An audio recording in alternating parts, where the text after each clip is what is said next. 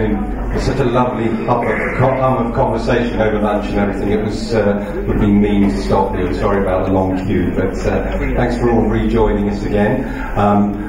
We're going to go straight into our next speaker, who's Geoff Adams-Spink. Gary and I were fortunate enough to go over to the launch of EDRIC, which Geoff is going to talk about now, which is a European organisation for all disability groups, and we had a fantastic weekend meeting our friends from France, from Spain, from Italy, and all the other people from the thalidomide groups that were there. And I'd now like to introduce Geoff to come and speak about the organisation and how we will be part of their organisation and go forward from now on.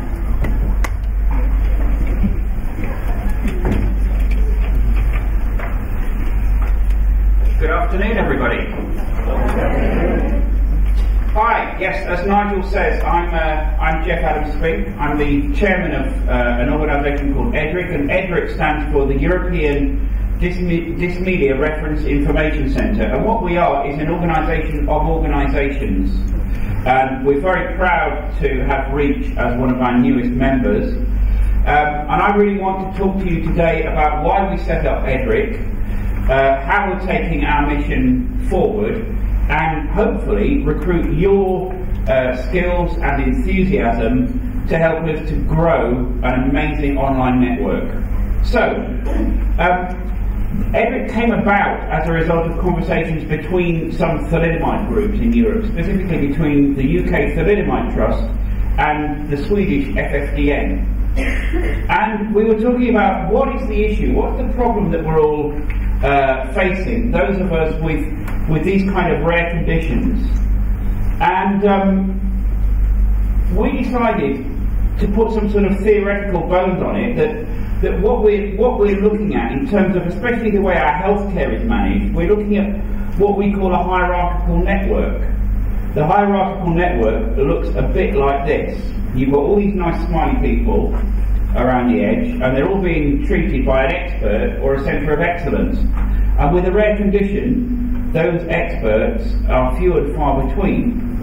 But while you've got the expert or the centre of excellence in existence, I mean, it could be somebody, even just somebody who knows how to adapt clothes, it could be somebody who knows how to adapt cars, it could be somebody who knows how to do hip replacements on people with non-standard sets of limbs, it could be any kind of expertise. While that person's there, all the people around the edge are smiley and happy.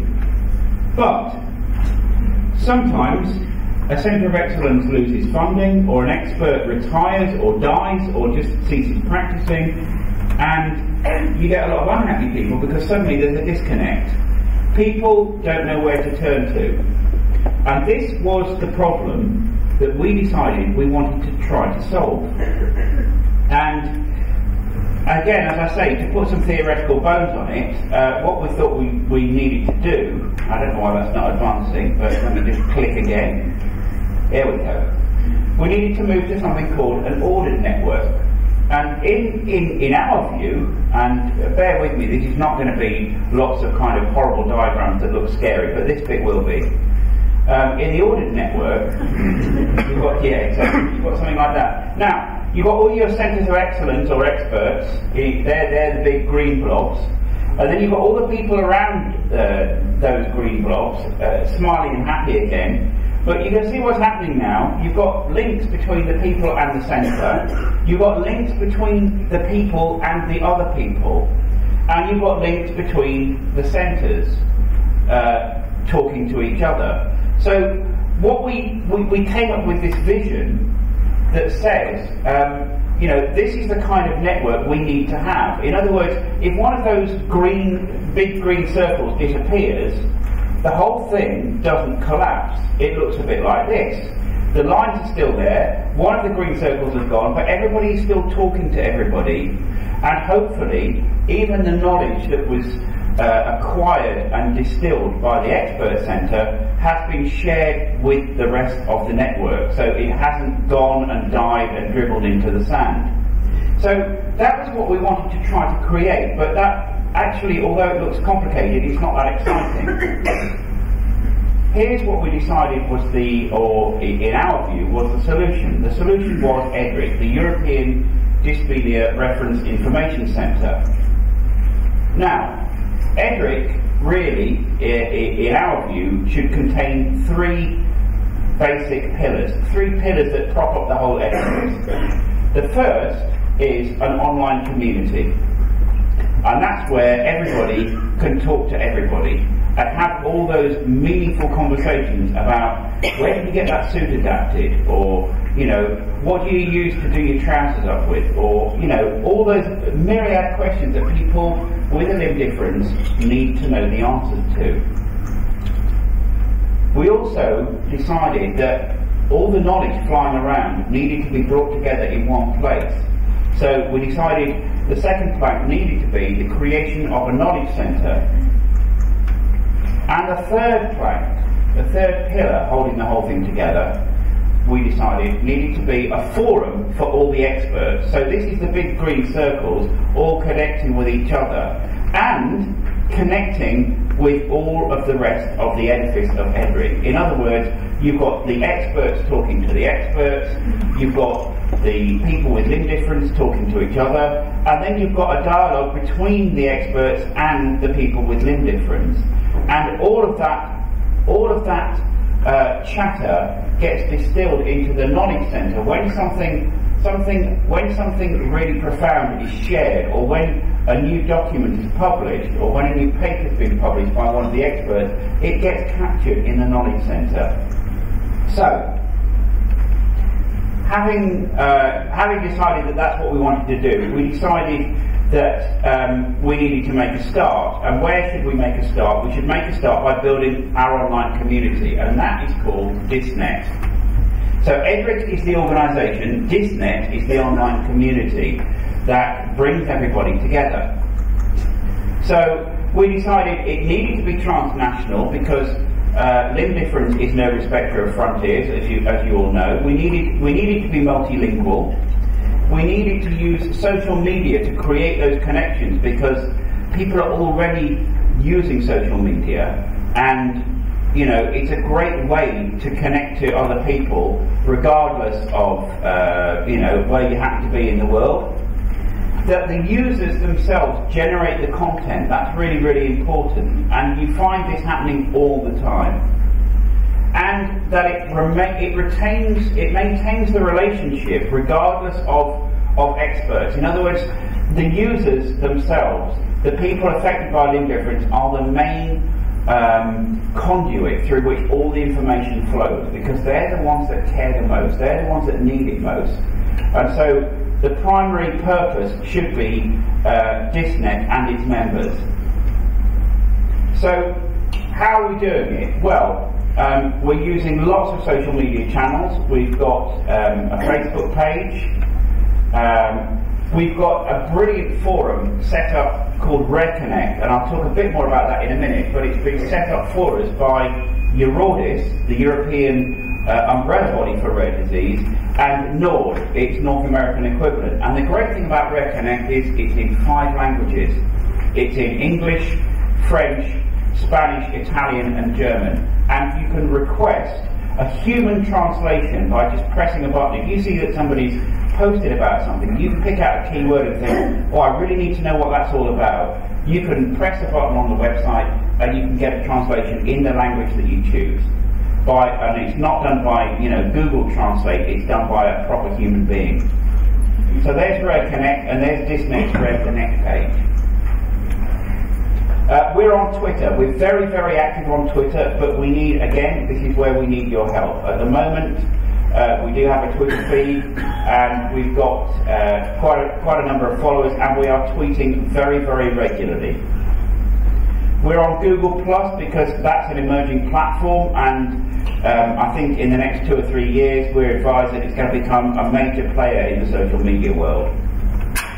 We're on LinkedIn, and we particularly expect LinkedIn to be used by the expert forum because that's more for sort of business to business or professional to professional type of connections. It's Facebook without the fun, if you like. We have a blog. We have a DisNet blog, and again, and there's Charlotte Fielder, who many of you probably met last night or this morning, blogging for us from NADEX, which was a big exhibition in London last week. We're on YouTube, and again, you know, we need to populate our YouTube channel, so all of those link difference videos that people have got, and they've got links to, please, you know, we need them added. We've got a Flickr stream to share photos from events that we hold, and we're on Pinterest, which is another kind of photo sharing site. And if you use Google Reader or any of the other RSS readers, you know, you can take the RSS feed from the DisNet website. The Expert Forum is the next major piece of work that we've got to do, and hopefully we will be holding a major event next year to get that launched. We think that the existence of an expert network encourages other experts to, as it were, come out of the woodwork and to share their knowledge. We think that companies will be interested in this because they will be able to target a niche audience. If you're a supplier of goods or services to people with link difference, it's going to be of interest to you to be able to access a network where everybody comes together. And it's useful, we think, ultimately, for the management of any rare condition. I think once we've got this model up and running, and we've got it absolutely, you know, proved as a concept, it's something that other rare disease groups can pick up and build their own. And we've made a start on the information centre. Here's the information centre as it stands. There's about 400 or 500 documents there, mostly in English, some in German, but ultimately it will get bigger and it will get better.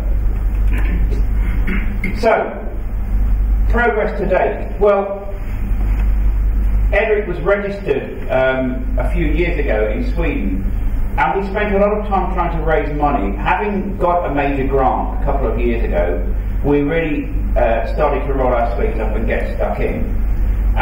We registered in Sweden, by the way, because it was a lot easier than registering EDRIC in the UK. Those of you who run REACH will know, you know, how onerous it is to run a charity and to do all the reporting to the Charity Commission, etc. We decided, because we were a young, new and extremely small organisation, we would register in Sweden.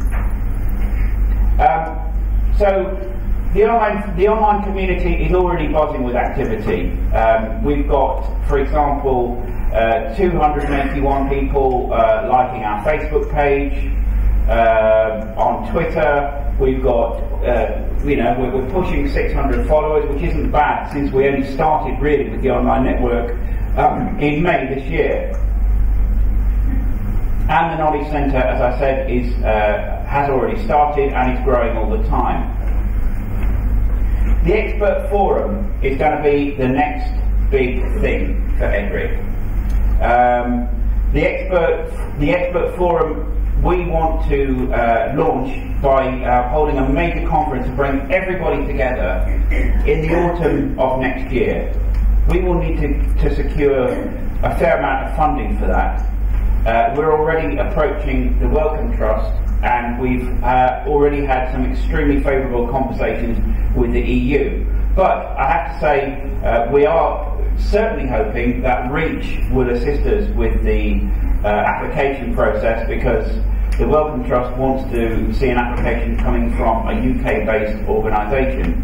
So we're hoping that REACH is going to partner with us on that project. And new members, we've got 16 organisations already joined since May in 11 different European countries. Here is, it's probably a bit small, you can't see it that well, but here's a photo of the end of our members meeting in Malmo, which was at the end of September, at which Nigel and Gary were present. There again is Charlotte, and there we all are having fun in the meeting, laughing our heads off at something, I can't remember what. We've got a number of next steps that I want to quickly take you through and ask for your help. because we can't do Edric by ourselves, we can't grow DisNet by ourselves, we need you guys to help us out. So in terms of our next steps, we see growing the online community as a job for everybody to do. We see recruiting more members as a job for everybody to do, so that's, if you can help us out with that, that's great. Starting the Experts Network, that's for the Edric board to do. Getting the Expert Conference organised for autumn next year, and that again is for us to do, but with hopefully the help of Reach. And develop the knowledge base, especially increasing the amount of content in different languages. And again, that's a piece of work that the board is actively doing at the moment. And also, as part of the knowledge base, we want to have a registry of dysmelia, because some countries record birth defects better than others. And what we want to do is get some kind of European standard going across the board. And again, we've been told by the EU that if we put the proposal together correctly, it's something that they would look at extremely favourably. So, as I said, what we need from you guys is a bit of help. It would be really, really helpful if we could get at least some of you in this room today to sign up for Rare Connect and start the dialogue. We've already got people from Asedia and Vajungile registered with Rare Connect. We've got people in all different countries of the EU registered with Rare Connect. But to be honest, we need more. We need your help, and if you can register and have a look around, and even more than that, share your story. There's a forum for exchanging ideas, but there's also an area called Learn, where people can just post up a video, a photo, or a small article about themselves or their experience. We'd love for you to help us to generate some content for Rare Connect. Help us also to identify experts. We can only get the experts together if everybody says, and we use this person, and we know this expert, and this person has been very helpful in the past.